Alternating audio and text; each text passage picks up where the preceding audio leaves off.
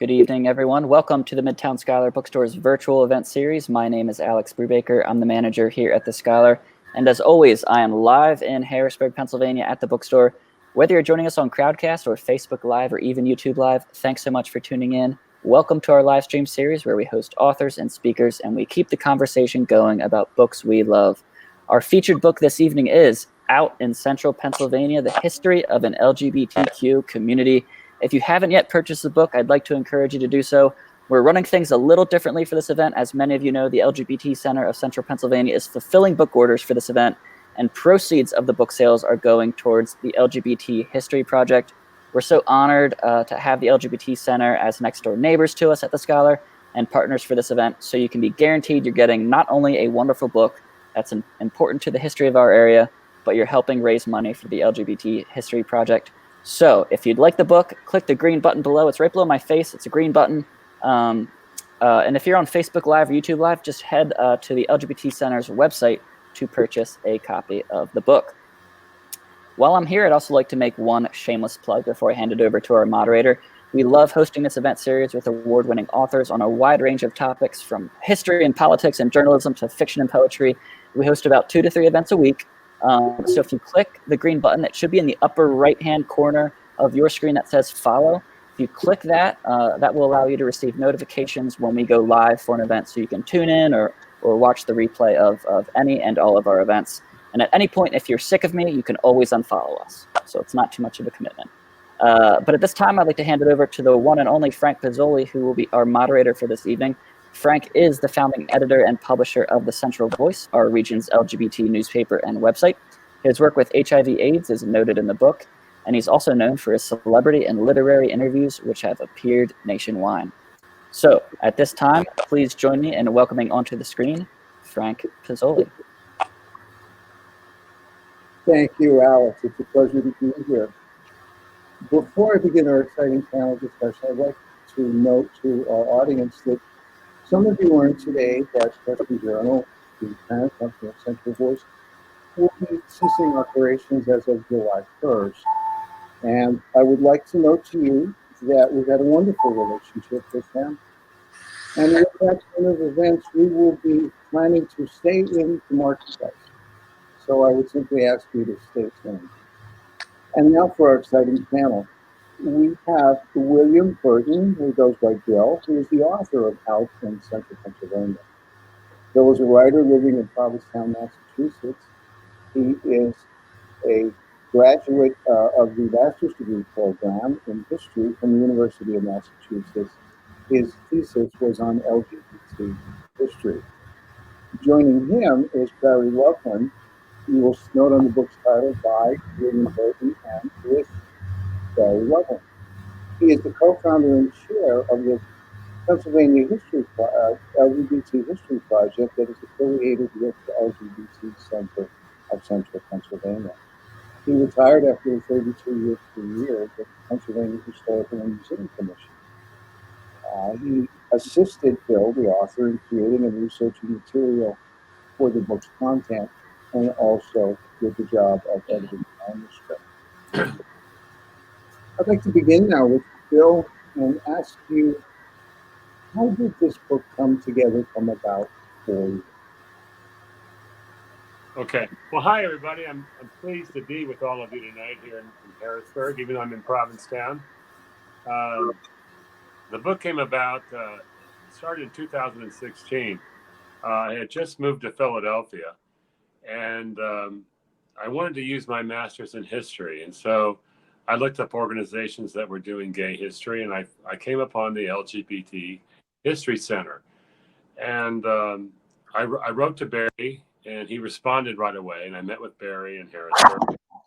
And he described the oral histories that they were collecting about people in the central Pennsylvania area. And he gave me 50 of those oral histories. And I sat down and I read them, and I was blown away. The stories of harassment, discrimination, how the networks formed, the people that did them. And I said to Barry, this would make a great book. But I said the problem would be finding a publisher. And as serendipity would happen, Barry had written an article about what the History Project was doing, and Penn State Press contacted him that following week and said, "We saw what you were doing. We think this could be good material for a book. Would you or anybody on your staff be willing to work with us to develop a book?" Well, hello, me. And so we sat down and immediately started working on a book proposal.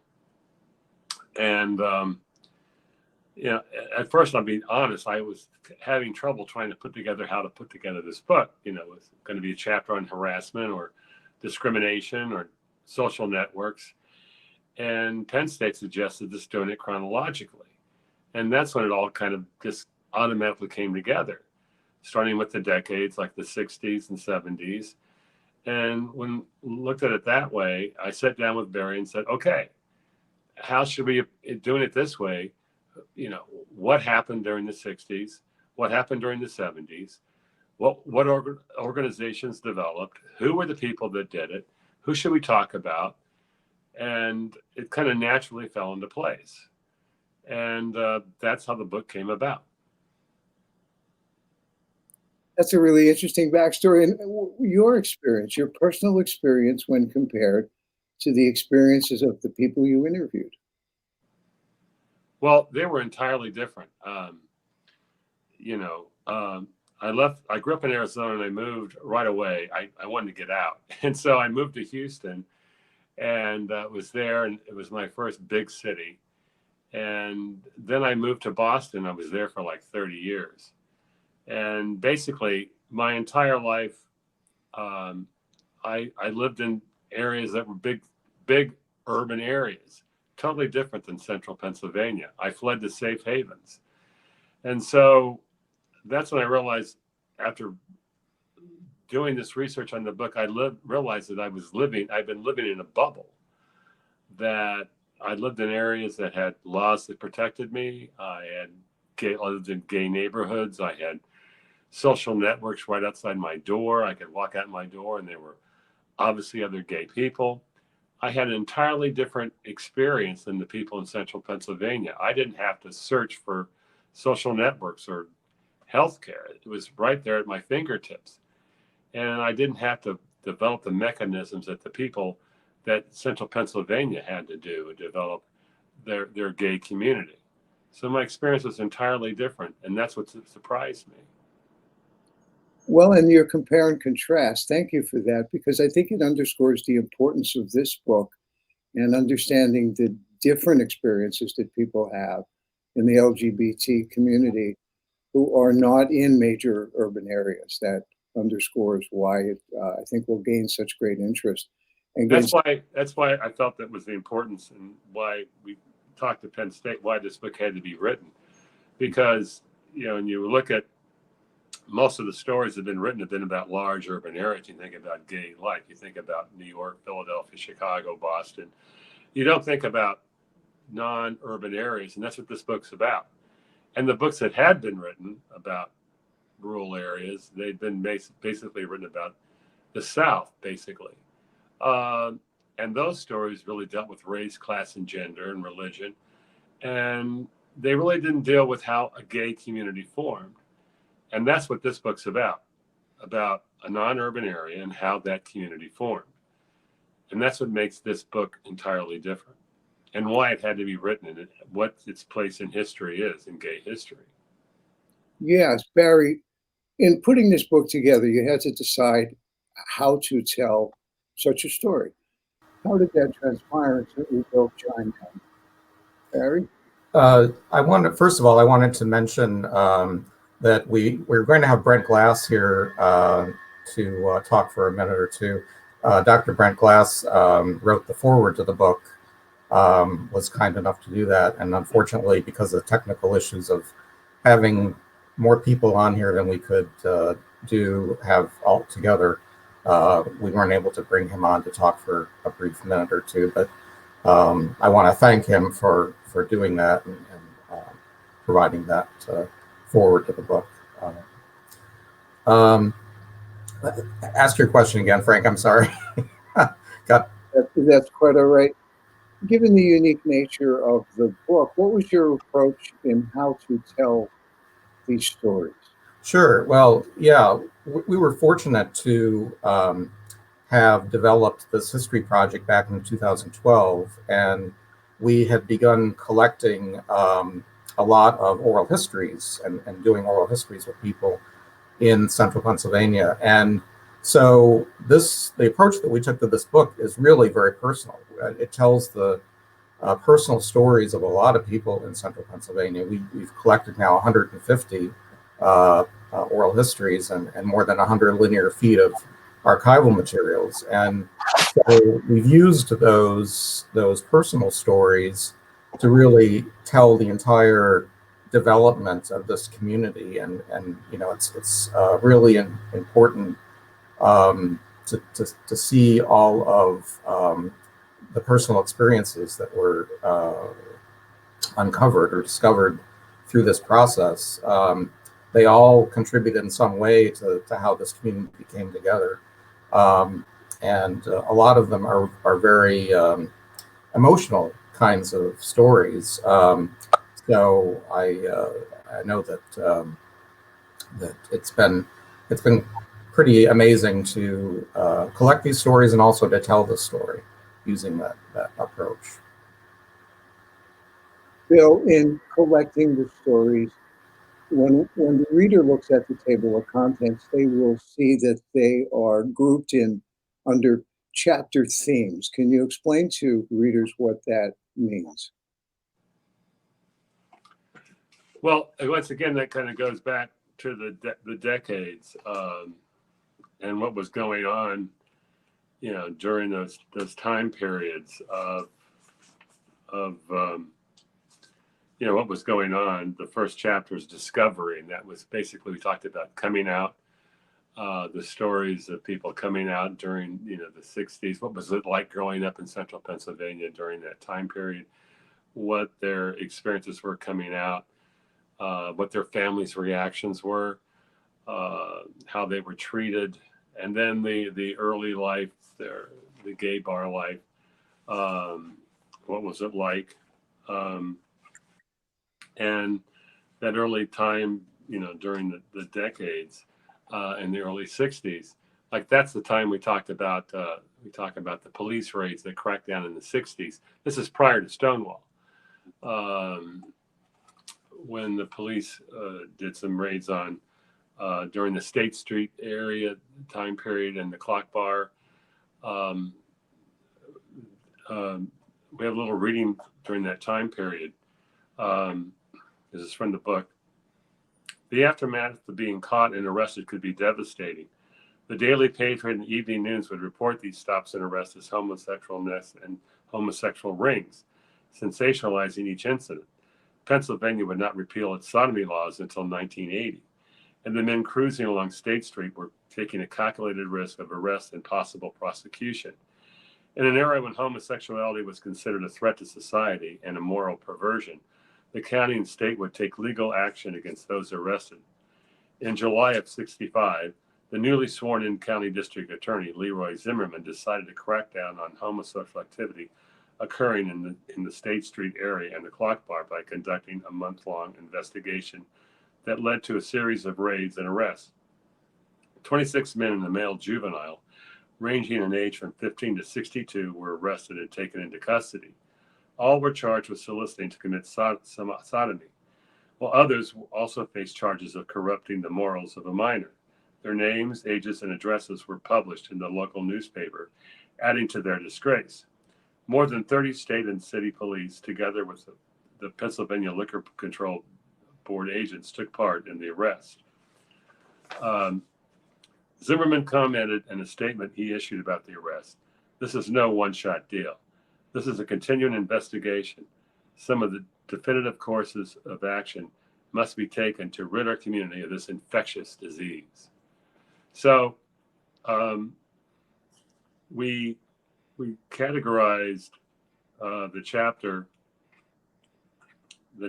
like Sparks goes into what happened immediately after Stonewall and what happened in central Pennsylvania. That was the beginning of some of the other social networks, and people desired other activities to go beyond the bar life. And then turbulence, and that's when the early AIDS crisis happened and the formation of SCAN that happened, and to happen that battles when we started fighting for the anti-discrimination laws in Lancaster and York and Harrisburg. So those things we categorize, and who were the heroes and who were the people that made those things happen. Yes, and one of the chapter themes, it's the fourth chapter, is called Convergence, and that's when the people who you referred to, Barry, as working sometimes in isolation. You have to remember this is pre-internet, pre-electronics, all of the wonderful communications like what we're doing right now were available. And that begat the Pennsylvania Rural Gay Caucus, which I'm certain people that are watching right now were participants in. If you could mention a little bit about that chapter and what you learned there.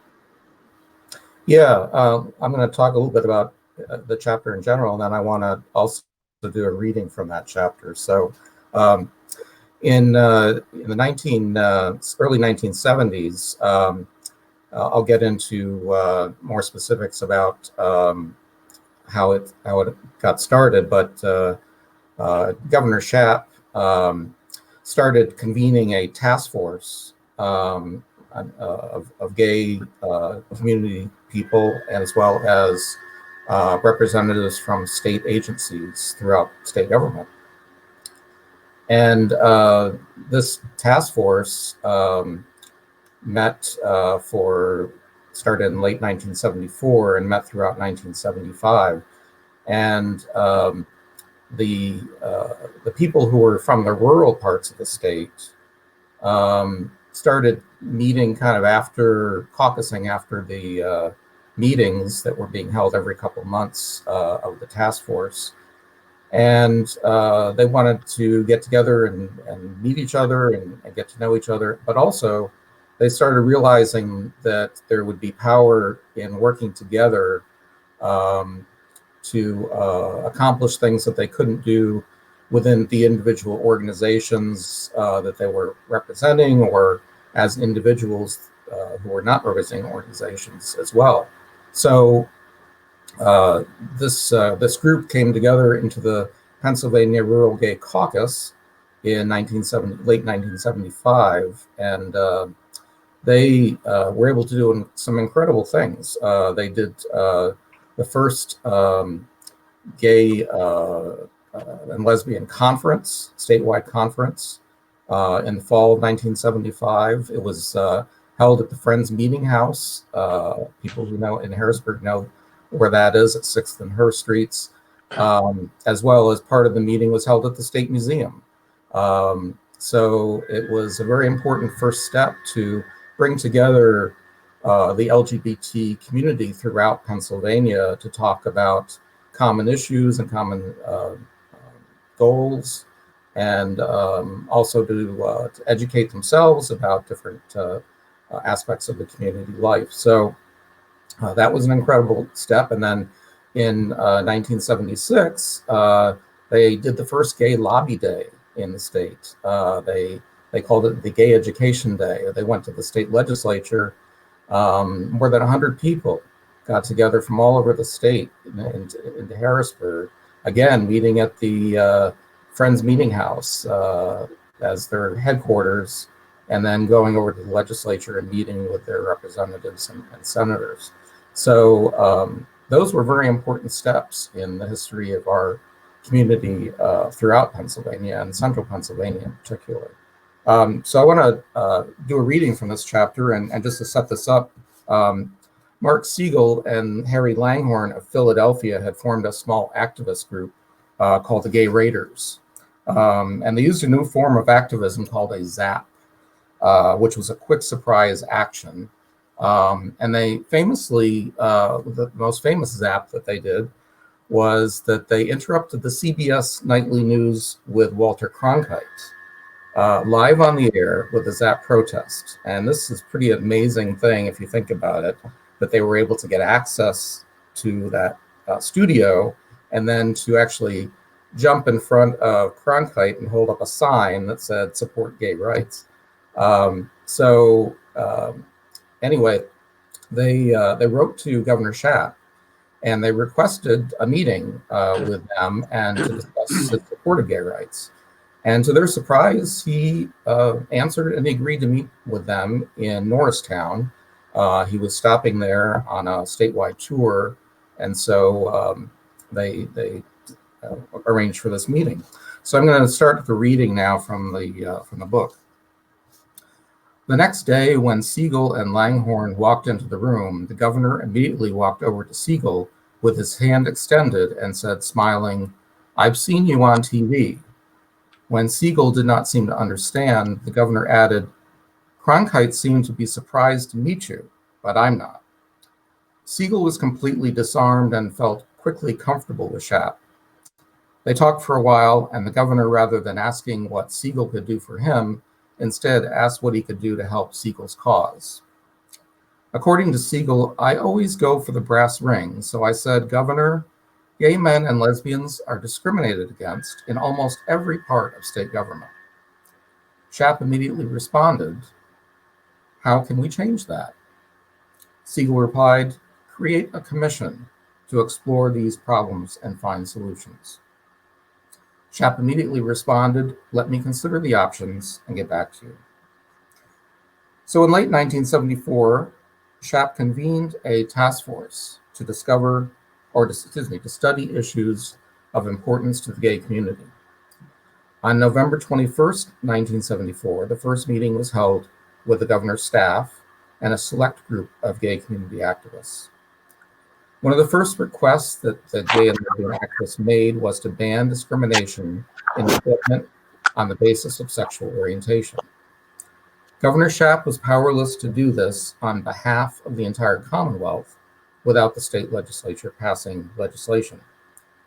He knew that it would be an impossible fight. As governor, however, he did have administrative control over the policies in state government.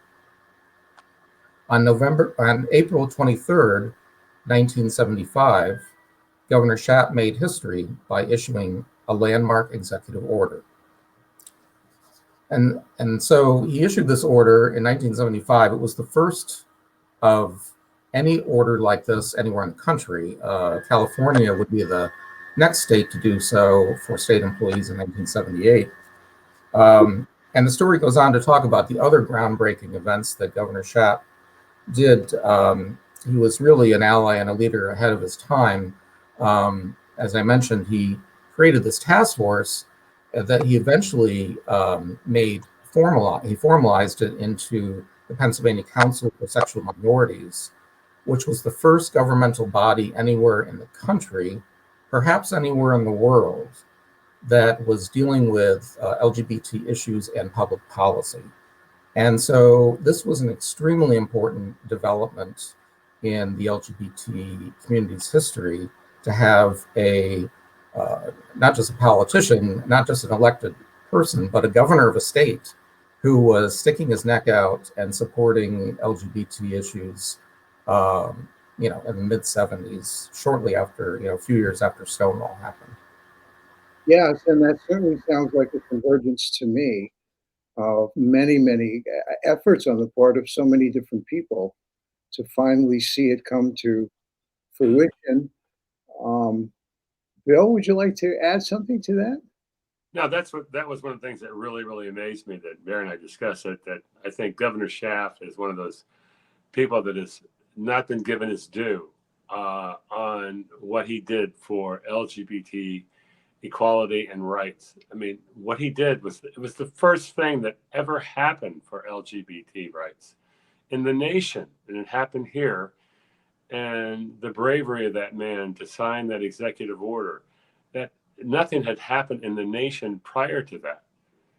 And that is quite remarkable. And I think that man has not been given his due in LGBT history. And I hope this book makes a difference and gives that man the credit that he deserves for what he did. Yes, perhaps we can begin his long overdue credit here tonight with what you revealed to the readers and the people who will be buying this book. I think we have time at 7:27 to visit one more of the chapter themes. It is chapter 7, Pride, since it's Pride season for us here. And what we do know is that the Central Pennsylvania Pride Festival has been postponed for this year, and the Lancaster and York events have been rescheduled in October. That information is out there on their websites. What's interesting to me is that for here in the greater Harrisburg region, and I remember being part of this, our discussion was over what to call it. And even in the planning group, we said, you can't call it gay anything because nobody will come. And that was a real thought. So we called it open air. And we put pink balloons along the road where you would turn off to get back to the Grove. And all we told them was we're having a Sunday picnic. Gave them their $25, Barry, maybe you remember, $25 or $35 they wanted for the Grove that day. And just never said anything the first couple of years. And so when we talk about progress and change, there's even information in the book that will show how we ourselves have learned to like ourselves more in the process of doing all of this and having some success, and together succeeding or together being defeated. But that chapter on pride. Yeah, that was a fun chapter to write, because the first Pride Festival was like 14 years after Stonewall, until Central Pennsylvania had its first, open air festival and celebration of Pride. And we take the history of Pride through all its changes, through the Unity Festival with Nikki Nerd and what she did with it, and then how it's progressed into the 21st century. And we also covered York and Lancaster too, and their Pride Festival, how it's kind of spread. So it was a fun chapter to write, and in some ways in contrast to what was happening in big urban areas and how it differed from the Pride festivals in large urban areas, because it is distinctly different. But also, like to talk about the chapter in battles too. The chapter in battles, because we talked about the fight for discrimination in York and Harrisburg and Lancaster. And there's a reading I wanted to do there, because we have a section after most chapters called the profiles, where we highlight certain individuals and what happened to them during that time period, appropriate to the chapter. And in this chapter, we highlight Nancy Helm, who opened a bookstore in Lancaster. And Nancy was one of those people that fought for the ordinance in Lancaster and was quite active in that. And she became quite well known. But one of her desires, she had opened a salon, but she really wanted to open a bookstore. And so she finally opened her bookstore in 1991 in downtown Lancaster. And she was quite well known in town because of her activism, but things didn't go well. And she was beginning, she was harassed when she opened it. So I'm going to take a little short reading here about Nancy's bookstore experience. But the harassment soon came to a head on the morning of June 24th, when Nancy received a telephone call at 1 a.m. The police called and told her that an explosive device had blown out the window of her bookstore. When Nancy arrived, there was a smell of gunpowder everywhere in the store. The front window had been blown out, but the explosion otherwise had caused little damage. A quarter stick of dynamite wrapped in the cardboard was used in the blast, but no fingerprints were found. The police had no leads or motives, according to an official department incident report. Nancy was convinced it was a combination of gay bashing and the result of the recent controversy over Lancaster City's government decision to ban discrimination based on sexual orientation and marital status. As far as the police were concerned, Captain Joseph Greasy announced, "At this time, we know of no motive." So Nancy moved on, cleaned up her store, replaced the gas, and reopened. The police never investigated the bombing. Soon Nancy found that she was being followed by various people when she was driving a car. She went to the police, gave them a description of one of the cars following her, but without a license plate to identify the vehicle, the police would do nothing. There was a threat of another bombing attempt when someone drove by and yelled, "We will throw the next bomb." Tension was building for Nancy. Everywhere she went, she was recognized. She was frightened and angry. She was becoming a target of hatred. Then in August, a second bomb exploded. This time, the bomber used 4 sticks of dynamite, taped explosives together, and placed the bomb behind the brass rail of the antique door of the store. The force was so strong that it destroyed a chunk of the brick wall that was 20 feet back in the store. It did a lot of damage, Nancy recounts. I had an old candy case far from way back that when I had a lot of my display in, and the glass shards scratched the entire front of it. It was like a sunburst. My gay flag was burnt up. This time, a witness who lived a block from the bookstore saw 2 men run from the front of the bookstore just as the explosion went off. It was 2 white males, the witness reported. I couldn't really get a good description. Captain Greasy was again on the scene, confirming to the press that it was an explosive device that people were continuing, and the police were continuing to investigate this and the first bombing. My reaction is, in this time, as I don't want to see this buried, Nancy said. I want the police to respond to this. I want this out. The following morning, Nancy stood outside the store with several friends and vowed to keep the bookshop open. I'm going to fight until every gay and lesbian person has what they deserve in this town, she said. Homophobia is curable, read a sign placed over the broken door. Nancy opened within a month and was back in business. She kept following up with police and their investigation, but it felt like she was getting the runaround. I felt like when I did inquire, I was just put off. It wouldn't have been this. If it would have been somebody else's business, they wouldn't have had the same attitude. They didn't look at the closet, the bookstore, as a legitimate business, and that was the problem. It was just a gay bookstore. A detective was assigned to the case by the police, but he had never had any answers. From August until January, Nancy continued receiving many hate calls and drive-by threats with chants. We're going to blow up your bookstore again. Even after a successful Christmas sales season, Nancy received another threat in January and began to consider permanently closing the bookstore. Once in a supermarket, a male shopper stopped her and said that he wanted to kick her ass. Walking down the street, she was met with taunts of, "There's that fucking dyke." Finally, it all came to a head when Nancy, this began to weigh heavily on Nancy. This started Nancy thinking. The threats started coming again, and she wondered, what am I going to have to deal with this year? Who's going to get hurt this year? What's going to happen? The police were not getting any resolutions on finding the bombers. It just felt like something was coming at me at all turns. I just kept thinking, I don't know if I can do this anymore. Under all the pressures, stress, harassment, and fear, Nancy finally decided to close the bookstore, nearly a year to the day that she opened it. Well, the readings that you've done and the themes that you explored, Bill and Barry, underscore something very important, and that's anyone involved in the queer civil rights movement or any civil rights movement, community development work is always standing on the shoulders of those who came before them.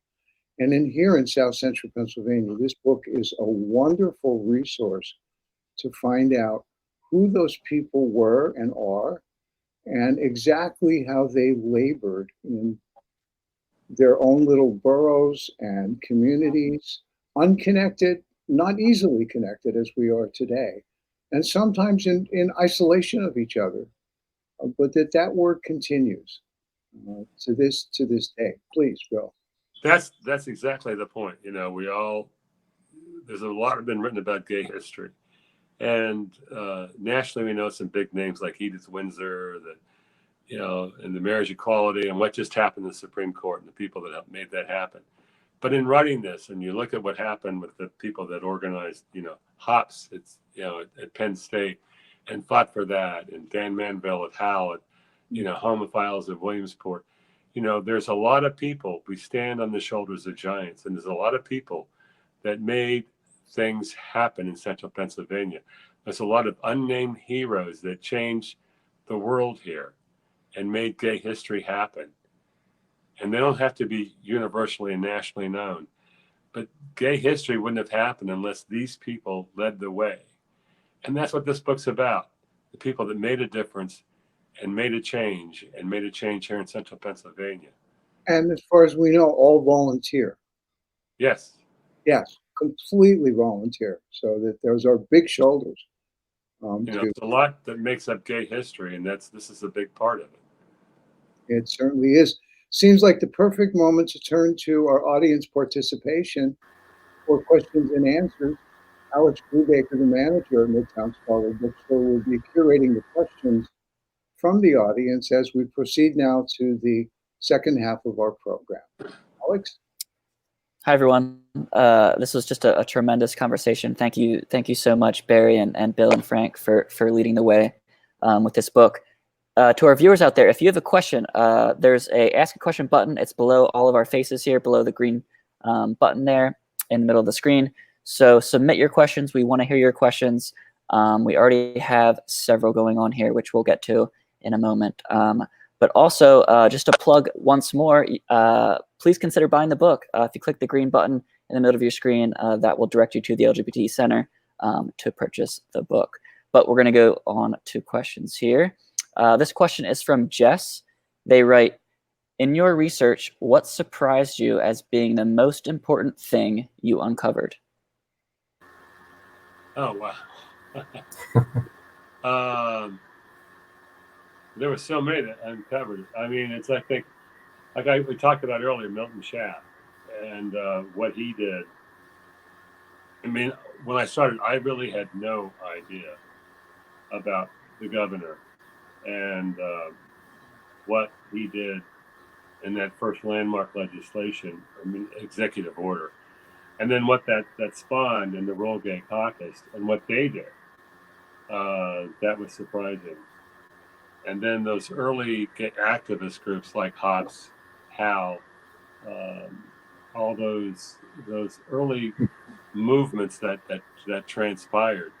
I was just amazed at that, and the people that put those things together and formed those groups and the tenacity that they showed. That was inspiring. Barry, did you want to add anything? Yeah, I just wanted to echo what Bill was saying about the early activists. I mean, people like Jerry Brennan in Harrisburg, who started the Gay Community Services in Harrisburg, which then spawned Dignity Central Pennsylvania, and also the Gay and Lesbian Switchboard in Harrisburg, which was such a valuable resource for people who were just coming out, didn't know anything about the community, and were looking for places to go and resources and so forth. Those kind of people really were heroes. And you know, we mentioned Dan Maniveau up in Williamsport. There was Barry Weaver and David Lees and people like that in Lancaster, who started Gay United Lancaster and started the first gay and lesbian newspaper in central Pennsylvania a year before the Philadelphia Gay News was founded in 1975. It's pretty amazing that these people were really sticking their necks out. I mean, if you just imagine in 1960s and early 70s, you know, there just wasn't any kind of protections for people who could lose their jobs and lose their careers and lose their friends and families and housing. It was just an amazing thing. So you know, all these people deserve a lot of credit. Also, Scan, Frank Mazzoli. I mean, you know, let's give credit where credit's due. You know? Well, and that involved legions of people coming together at a time of crisis. That took every single person who showed up after their day job and on weekends to form the original buddy system.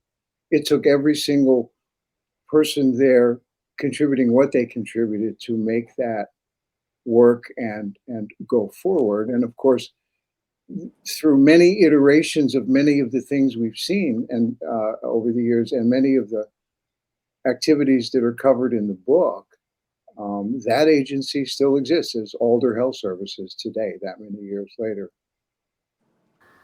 And also Trans Central PA. That story was really exciting and inspiring to write because, I really had not done much research or investigation into the trans community. And, it was inspired.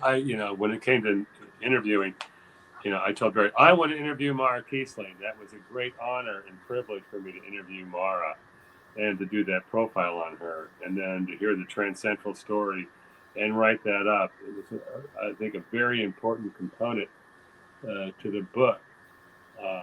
And that's, what Trans Central in their Keystone conferences contributed to the trans community, let alone to Central Pennsylvania. I thought was really, really amazing. Let's go on to the next question. The next question is from AJ. They write, was it hard to find people willing to share their stories?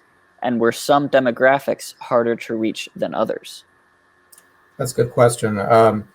Initially, actually, I was very surprised at the number of people who came forward and were willing to tell their stories.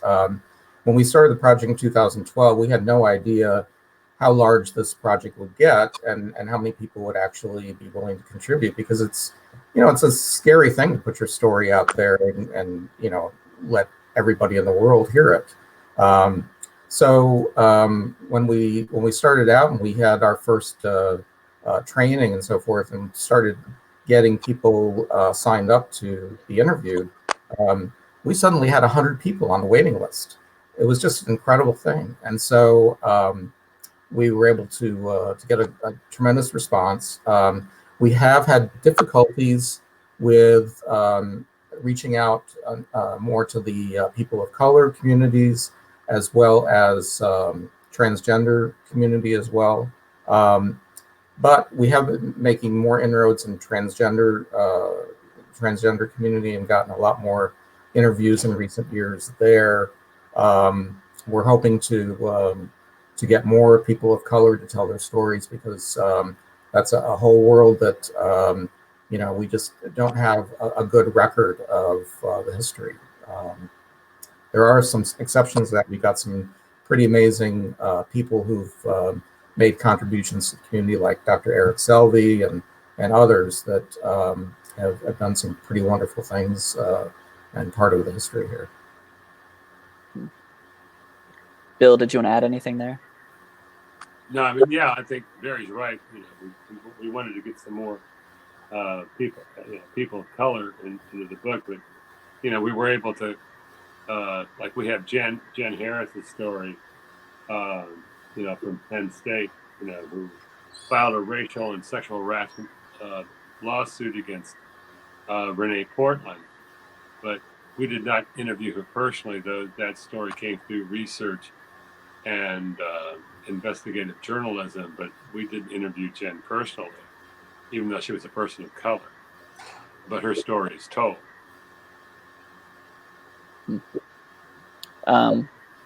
Okay, so this next question is,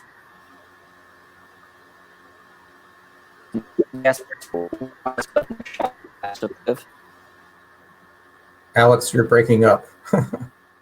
Oh, can you hear me? Yeah, Can you hear me now? Yes, we hear you now. Okay, sorry.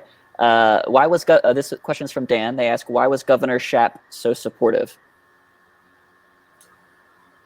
Well, I think that's tough to say for sure, but he was the first Jewish governor of Pennsylvania, so he had the experience of feeling discrimination in his history.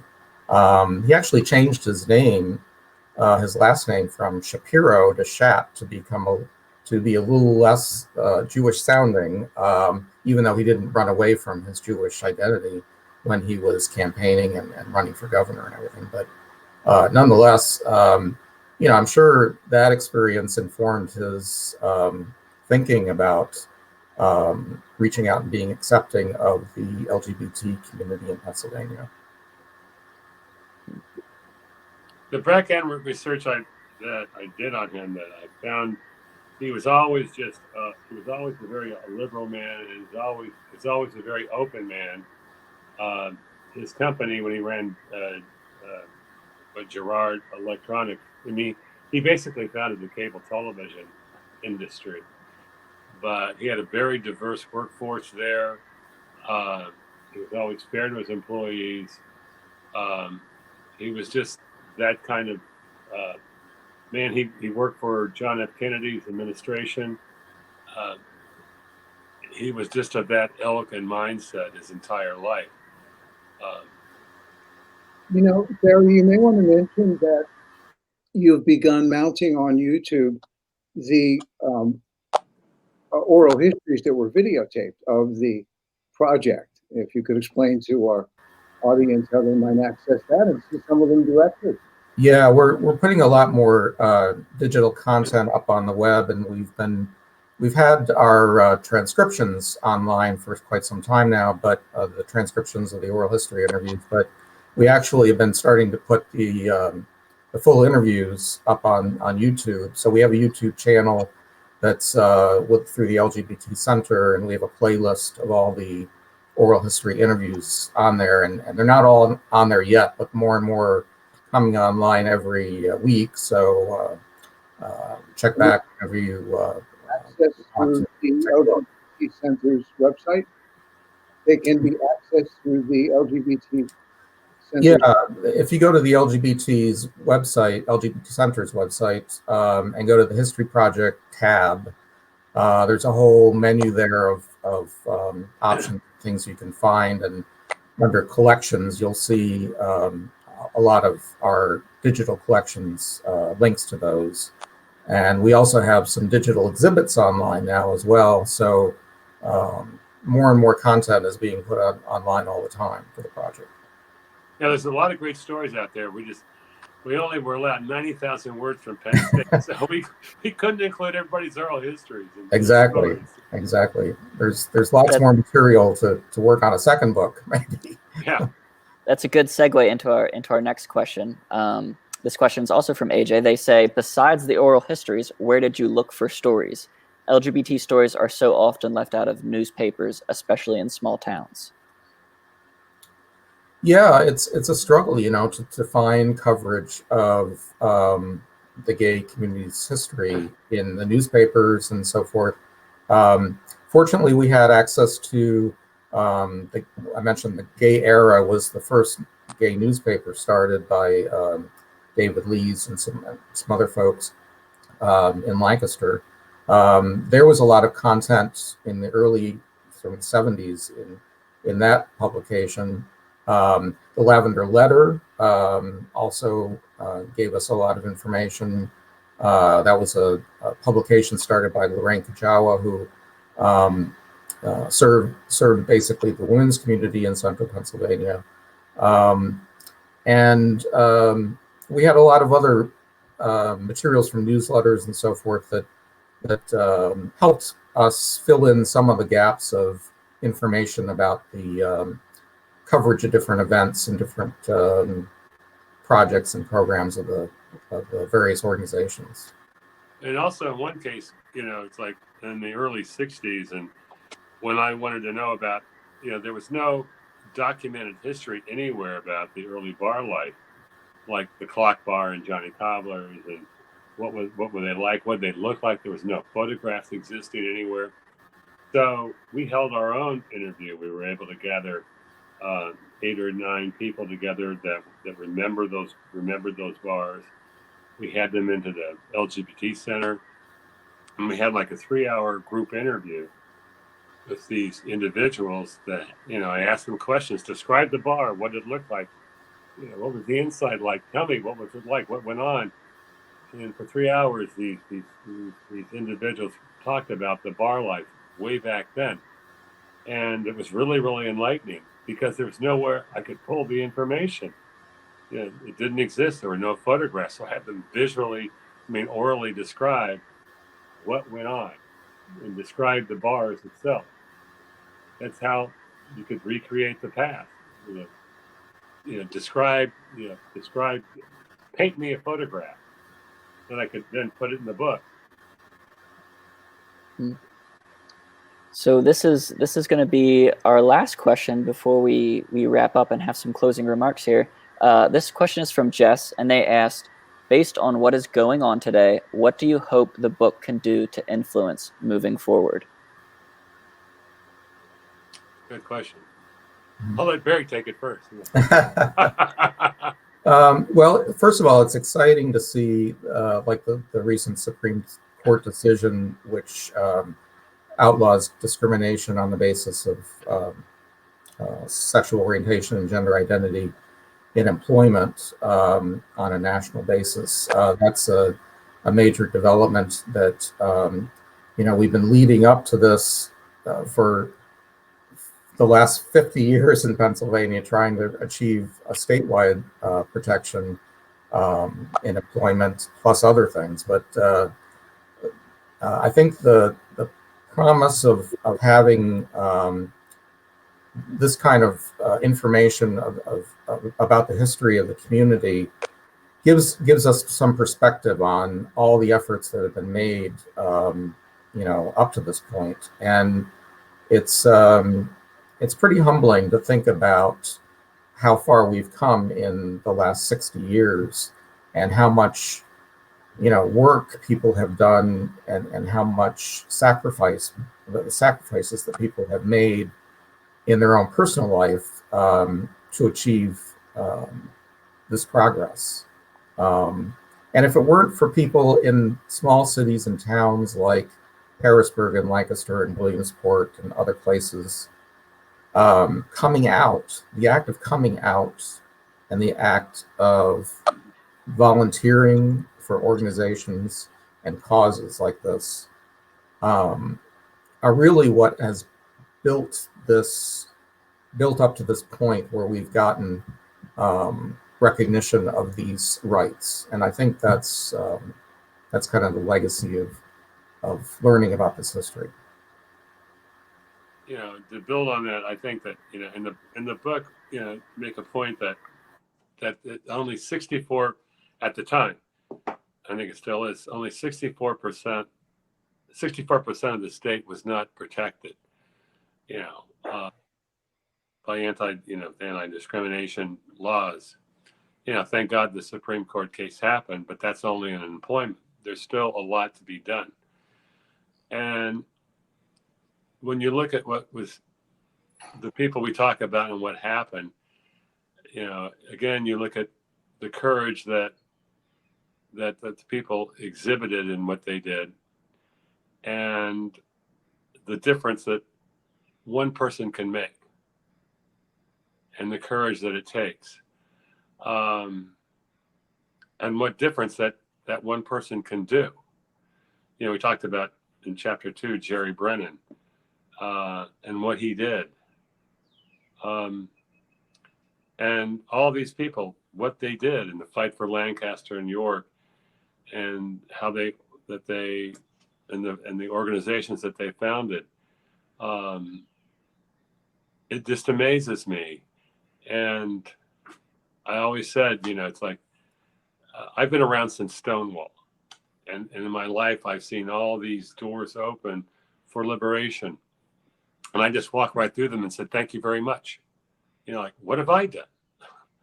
What have I done to push the envelope and make something happen? And that's one of the reasons why I wanted to write this book, was hopefully to make a difference, that maybe somebody reading this will be inspired by the courage that these people have shown. I certainly have been. And so hopefully people reading this book, some of the young people that don't know the history, that they'll be inspired and say, maybe I can make a difference.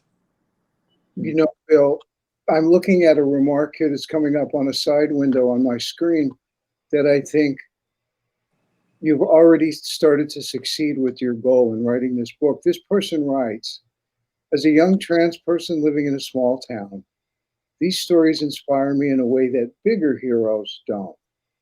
I hope I can do for the next generation what my queer predecessors did for me. Thank you, Barry, and thank you, Bill, for connecting me to my past. Congratulations, Bill. Congratulations, Barry. Well, thank you. Wonderful effort now available through the center and the bookstore. Yeah. Thank you, Frank. I just wanted to say a quick closing remark. Just thank you, Bill and Barry, for writing this book, especially for our region here. And I'd just like to encourage people to purchase the book through the LGBT Center. The proceeds go to the LGBT History Project, so it's for a really good cause. And of course, it supports Bill and Barry here. So click the green button below or head to the LGBT Center's website. But I want to give Frank, Barry, and Bill here, I want to give you guys the last closing remarks to our viewers. We'll start with Frank, and then we'll go around to Barry and Bill. It's certainly been my pleasure to have these two distinguished gentlemen here, Bill and Barry.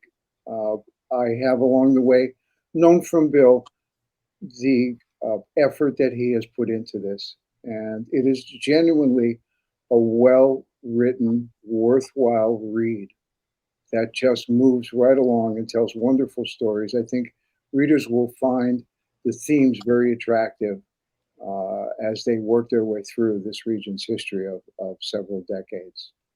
Thank you. I just want to thank everybody for participating in this event tonight. We're so excited about this book. It's been a labor of love to put together.